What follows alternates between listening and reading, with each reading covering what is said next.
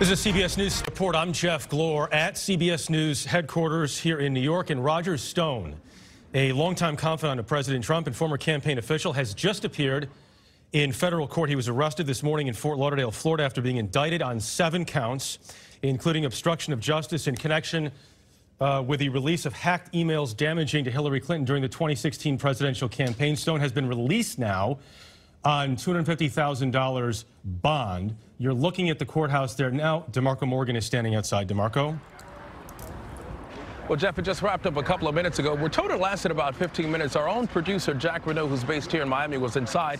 He said Roger Stone arrived in there with his hands sort of shackled in front of him, wearing a blue polo shirt. His hair was all over his head as if he had just rolled out of bed. But he did post a personal assurance bond of $250,000. The judge then set travel restrictions. She asked him if he had a passport. He said his passport was indeed invalid. And the travel restrictions are set for just federal court in Washington, D.C., New York, and also here in Florida. Those are the only places that he can travel. What's next? As far as this hearing goes, a pretrial hearing is expected to take place sometime in Washington, D.C. in the near future. But just to give you a little color out here, he was actually arrested about 1.6 miles away from where we are standing here just outside of the federal courthouse. Now you have some of the local news choppers who are sort of hovering above, and you have some of the also police escorts around here. A lot of the news crews on just about every angle of the courthouse just to get a quick glimpse of Roger Stone, but he's expected to come out of this parking garage. This is where he was sort of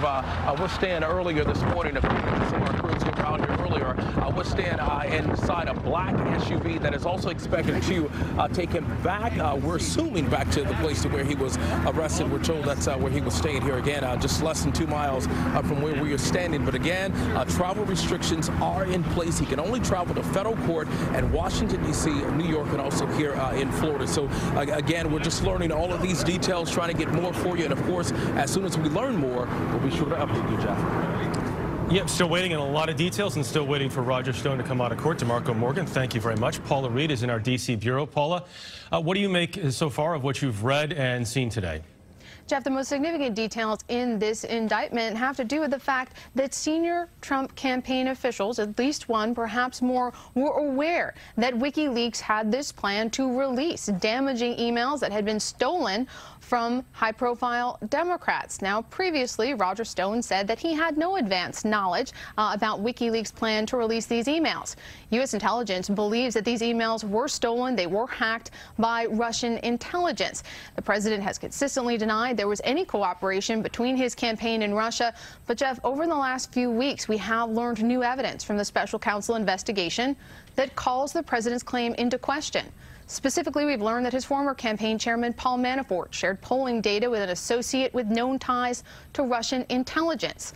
We've also learned that the president had business dealings, specifically a Trump Tower in Moscow, that continue to be discussed almost up until the election. And now these new revelations in the Stone indictment suggest that the campaign was aware of these very high-profile email releases, which, you know, they got a lot of media coverage in the weeks leading up to the election. So the big question is who in the Trump campaign was aware that WikiLeaks was going to release these emails? And did those people know that those emails had been stolen by Russian intelligence? And right now, Paula, we don't know the answers to those questions.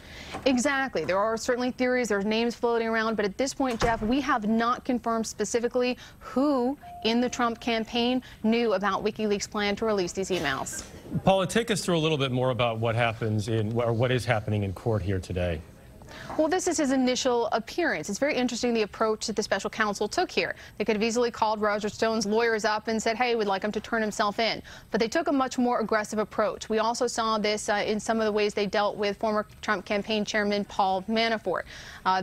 This is sort of a show of force, not just for Roger Stone as they try to get him to cooperate, but also for other people. Stone's associate, other targets of this investigation. It's a message that the special counsel has the full power of federal law enforcement, and they intend to use it to get people to cooperate and get the evidence that they need. So this is quite a spectacle this morning. I mean, this was a lot. They could have easily had him turn himself in, but he just made his initial appearance. He has not pleaded guilty or not guilty yet. That may come next week. Okay, Paula, I want to show everyone the president just responded to all of this that is happening here today. He tweeted just recently. The tweet is, greatest witch hunt in the history of our country.